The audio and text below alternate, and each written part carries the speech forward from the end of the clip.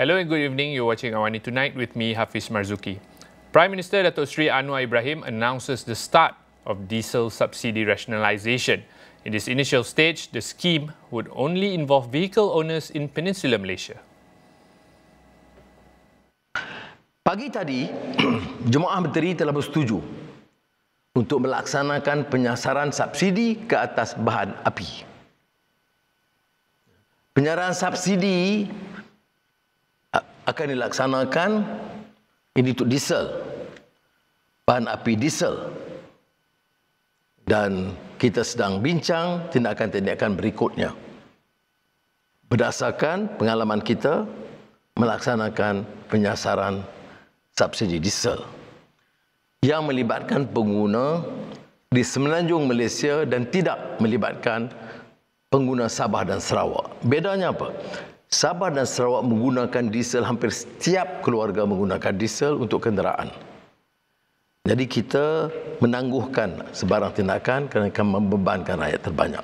Tapi bagi semenanjung, bagi membendung kenaikan mendadak harga barang dan perkhidmatan, kerajaan akan terus menyediakan subsidi diesel kepada para peniaga yang menggunakan kenderaan komersial bermotor diesel, melibatkan 10 jenis kenderaan pengangkutan awam dan 23 jenis kenderaan pengangkutan barangan di bawah sistem kawalan diesel bersubsidi. Maknanya, pengusaha bas, teksi, nelayan akan terus dipelihara. Anwar said the government also agreed to provide cash assistance to individual owners of eligible diesel vehicles, including small farmers, rice farmers and small traders. With this scheme, Anwar said the total savings to the government is expected to be around 4 billion ringgit a year. Putrajaya has once again been selected as the venue for the National Day celebration this year.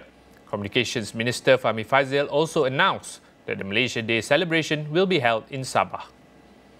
Sambutan Hari Kebangsaan dan Hari Malaysia. Tahun ini, sambutan Hari Kebangsaan akan diadakan di Putrajaya. Ya, baik, rakan-rakan Kelab Media Putrajaya bergembira. Rakan-rakan Kelab Media Kuala Lumpur tak gembira. Tapi diputuskan akan diadakan di Putrajaya. Manakala sambutan Hari Malaysia akan diadakan di Sabah dan lokasi khusus akan diumum selepas mesyuarat pertama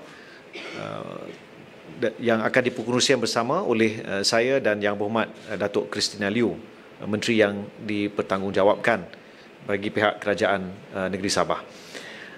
Manakala perincian mengenai tema, logo dan sebagainya akan diumumkan dalam satu majlis kelab.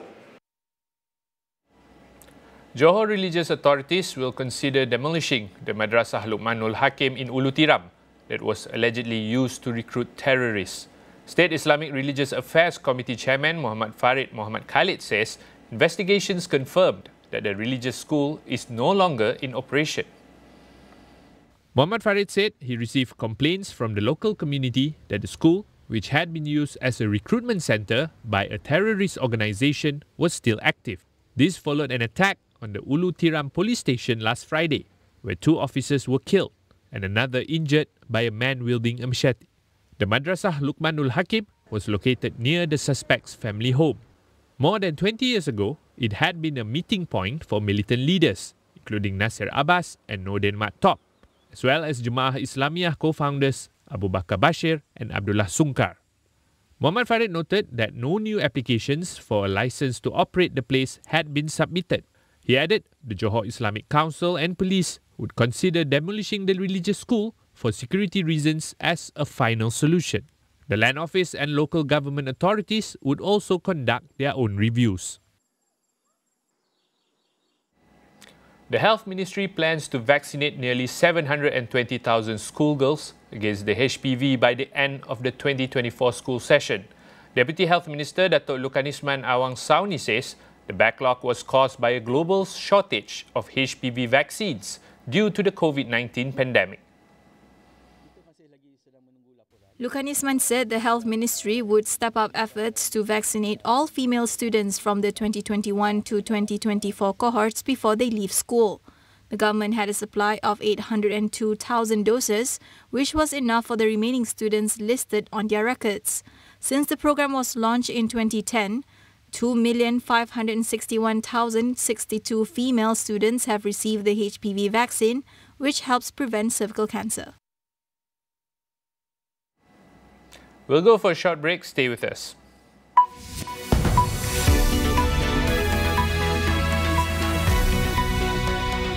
Pertaruhan semakin sengit. Paling hadas sekali. Kreativiti mereka dicabar. Luar limitasi. Very kreatif. Itu bukan benda senang. Sulit banget. Suara kamu tuh luar biasa. Siapa yang akan kekal? Ni show aku, kau tengok aku. The Hardest Singing Show.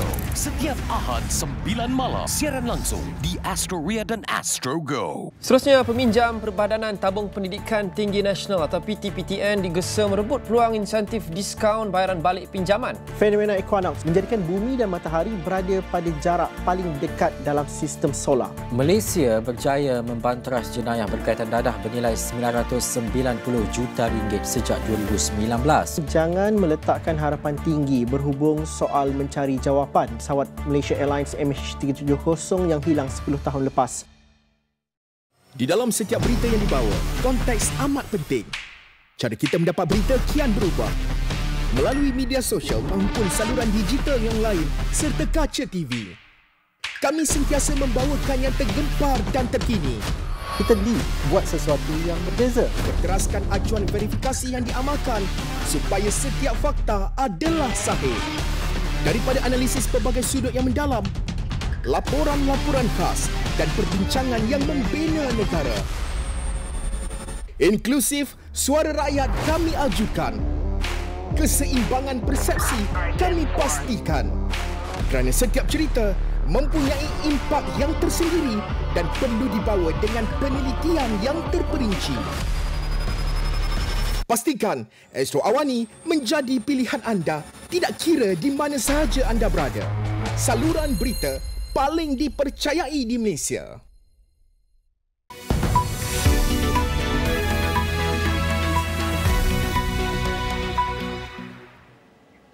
Welcome back. At least one person has died after Singapore Airlines flight from London to Singapore hit severe turbulence. 30 people were injured, including 7 critically, on the airline that was carrying 211 passengers and 18 crew.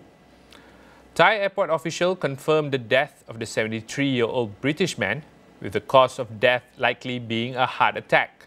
SQ321 was travelling from London to Singapore when it was forced to make an emergency landing at Bangkok's Suvarnabhumi Airport at 3:45 p.m. local time.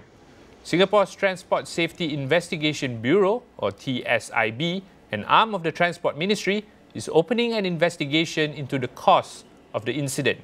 SIA said it was working with local authorities in Thailand to provide medical assistance to passengers, with a team sent to Bangkok to provide any additional assistance.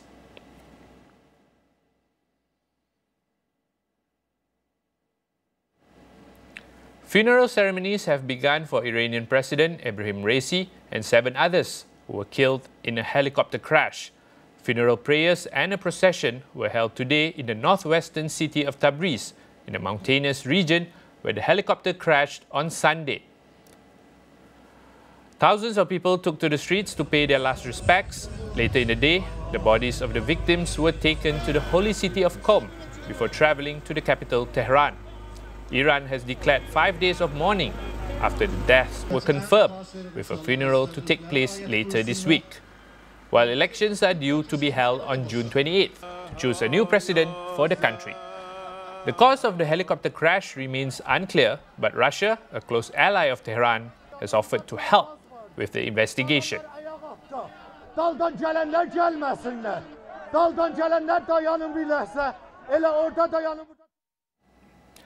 Israel and Hamas have rejected a bid at the International Criminal Court, or ICC, to arrest their leaders for war crimes.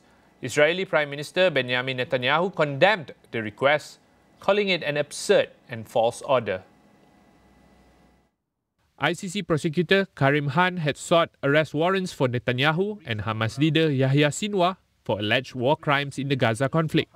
He said there were reasonable grounds to believe both men were responsible for crimes against humanity from October 7th onwards. Israeli Defense Minister Yoav Gallant, Hamas political leader Ismail Haniyeh, and the group's military chief Mohammad Deif were also wanted for arrest. Washington rejected the move, saying the ICC had no jurisdiction in the matter and that there was no equivalence between Israel and Hamas. It also suggested that the request could jeopardize ongoing efforts to reach a ceasefire deal. Meanwhile, Hamas demanded the withdrawal of allegations against its leaders, adding that the request to issue warrants for the Israeli leadership had come 7 months too late. A panel of judges at the ICC would now decide whether they believe there is enough evidence, a process which could take weeks or months. If they do, countries that have signed up to the ICC statute are obliged to arrest the men if they have the opportunity. The ICC has applied for arrest warrants against top Israeli and Hamas leaders for alleged war crimes. If they are issued, will this move the needle in finding a reasonable solution to Israel-Palestine conflict? Independent legal consultant Aisha Abdul Rahman shares her thoughts. If it is being issued, so a few legal and political implications. So first of all, immediately for the 5 individuals, if and when they travel to any one of the 124 state parties, jurisdiction of the state parties of the ICC, these states are under legal duty to arrest and bring them to The Hague. Okay, and these 124 countries includes the likes of the UK, Germany, France, and even Jordan, and these states are friendly to, as we know, friendly to Israel, and but does not include the likes of the US, China, and Russia. However, less directly, of course, because many of the war crimes and the crimes against war crimes alleged against these 5 individuals in terms of this arrest warrant application are also grave breaches under the Geneva Conventions, and the Geneva Conventions is universally ratified. There is this principle also called universal jurisdiction, under which all states are under legal obligation to investigate, prosecute, and punish individuals who are responsible or deemed responsible or under suspicion of committing war crimes and grave breaches under the Geneva Conventions. Arrest warrants of the ICC has no statute of limitations, so no time limits, and there shall be no amnesty to be granted for the individuals subjected to these arrest warrants.